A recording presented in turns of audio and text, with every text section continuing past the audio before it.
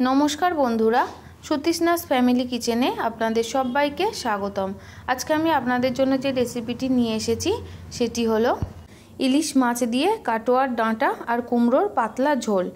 বন্ধুরা, এই মাছের ঝোলটা ভীষণই টেস্টি হয়, অবশ্যই আপনারা একবার বানিয়ে দেখবেন।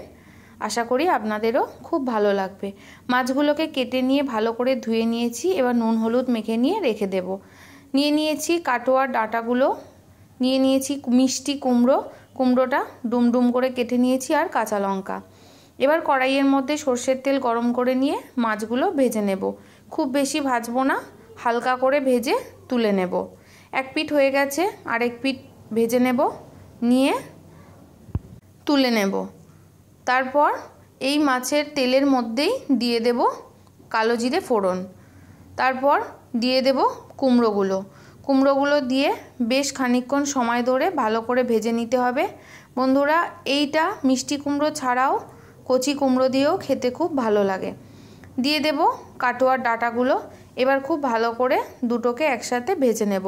দিয়ে দেব স্বাদ মতো নুন, হলুদ আর কাঁচা লঙ্কা। তারপর খুব ভালো করে মিশিয়ে নেব। 2 থেকে 3 মিনিট ভালো করে ভেজে নেওয়ার পর দিয়ে দেব মশলার মধ্যে শুধু জিরে বাটা ছাড়া আর কোনো মশলা অ্যাড করব না। এই জিরেটা শিলনোড়ায় বেটে নিয়েছি একদম মিহি করে। মশলাটা যত মিহি করে বাটা হবে, ঝোলের টেস্টটাও তত বেশি ভালো হবে।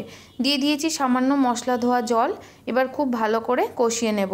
দিয়ে দেবো 1 চিমটি মিষ্টি, স্বাদের ব্যালেন্সের জন্য। যেহেতু কুমড়োটা খুব মিষ্টি কুমড়ো, তার জন্য অল্প একটুখানি চিনি দিয়েছি, আপনারা চাইলে নাও দিতে পারেন। এবার মাছগুলো দিয়েও বেশ খানিকক্ষণ 2-3 মিনিট সময় নিয়ে আস্তে আস্তে নেড়ে চেড়ে কষিয়ে নেব সবজির সাথে। তারপর পরিমাণ মতো জল দিয়ে দেব।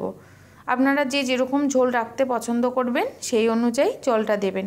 এবার ঢাকা দিয়ে দেব যাতে কুমড়ো আর ডাঁটাগুলো ভালো করে সেদ্ধ হয়ে যায়।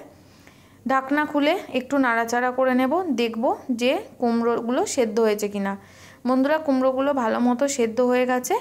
এবার নাড়াচাড়া করে নামিয়ে নেব আর গরম গরম ভাতের সাথে সার্ভ করে দেব। আর বন্ধুরা, গরম ভাতে ইলিশ মাছের এই ঝোলের সাথে গন্ধরাজ লেবুর রস ভীষণই ভালো যায়।